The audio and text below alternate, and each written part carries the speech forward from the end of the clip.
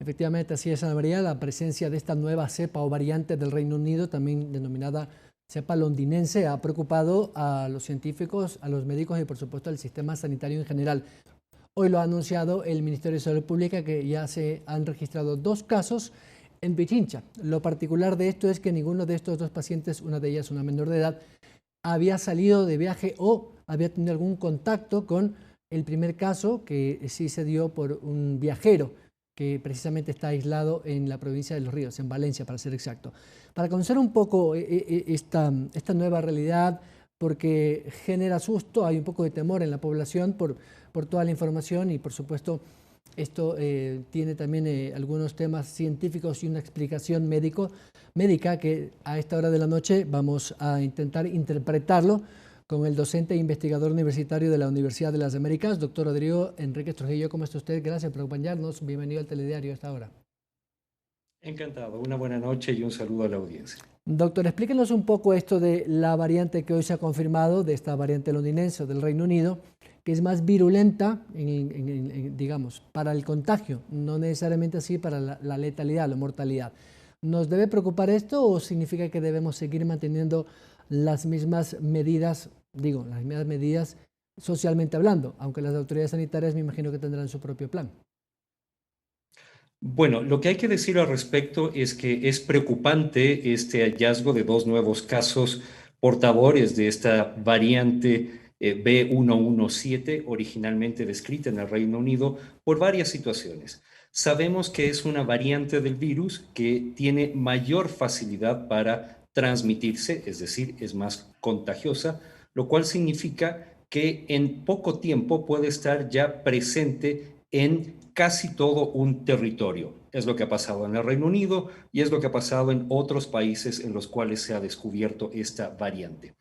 Y si bien no es más virulenta, más patogénica o más letal, es decir, no aumenta el riesgo de que haya enfermedad grave o el riesgo de muerte, sí debe preocuparnos porque el hecho de que sea más transmisible puede generar un mayor número de casos en menor tiempo y eso también puede aumentar la mortalidad. Por lo tanto, habrá que intensificar en realidad las medidas de control, todas estas medidas de evitar aglomeraciones, el uso adecuado y consistente de la mascarilla por parte de la población, el lavado o asepsia de las manos y todas las recomendaciones que tradicionalmente se han recomendado a lo largo de esta pandemia.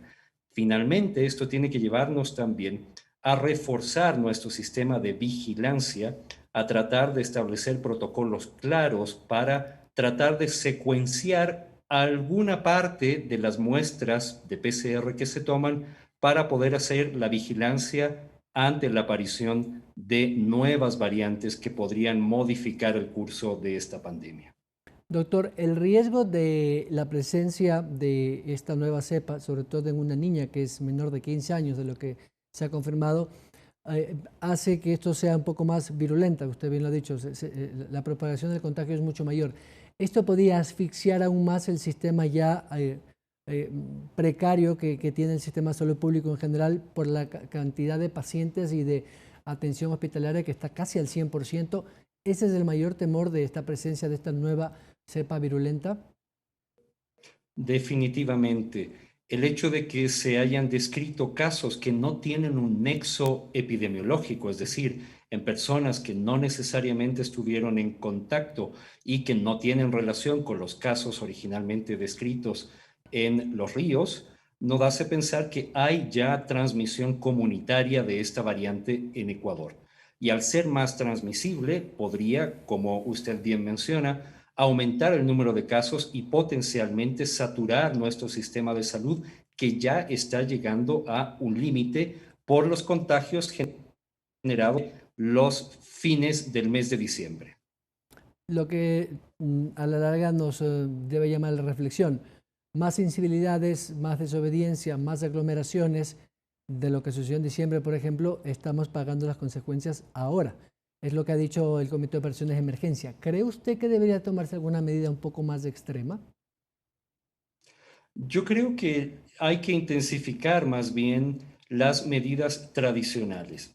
Hemos visto ya que medidas como el cierre de puertos, la restricción del ingreso de personas procedentes de ciertos países, en realidad tiene un efecto muy, muy pequeño para poder evitar el ingreso de estas variantes. Más bien lo que tenemos que hacer es intensificar las medidas de salud pública, intensificar nuestra vigilancia epidemiológica, aumentar, por ejemplo, el acceso a pruebas y fortalecer también nuestro sistema de secuenciación de cepas para identificar estas variantes.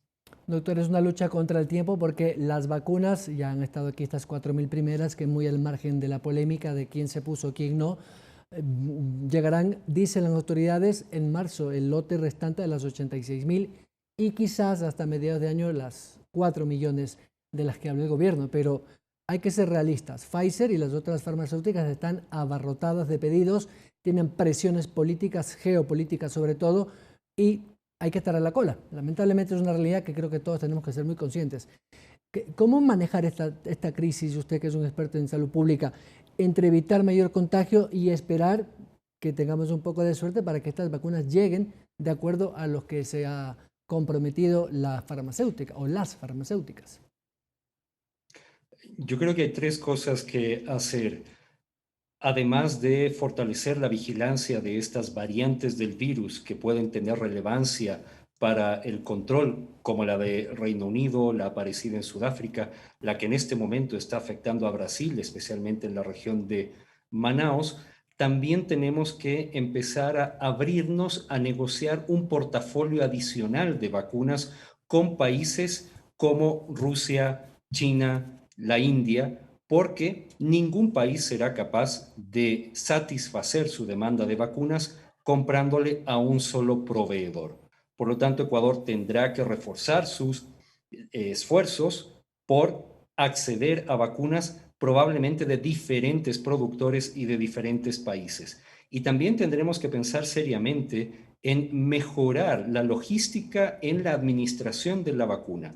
Hemos visto demoras no solamente por la provisión de vacunas lenta y en cantidades insuficientes por parte de los fabricantes, sino que también se están viendo barreras en la logística de la administración de las vacunas una vez que ya están en los países.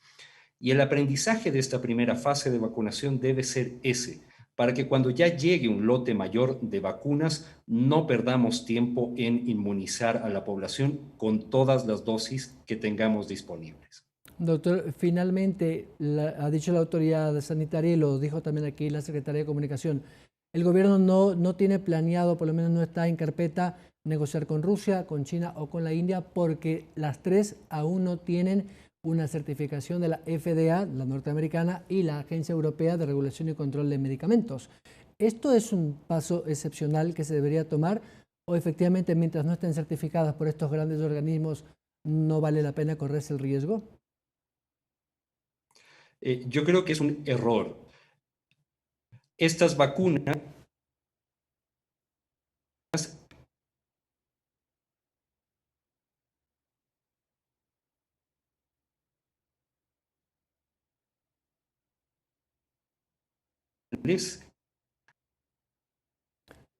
han demostrado con estudios eficaces geopolíticas que en este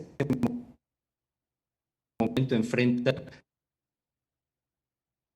bien de Estados Unidos, cuando podríamos abrirnos también.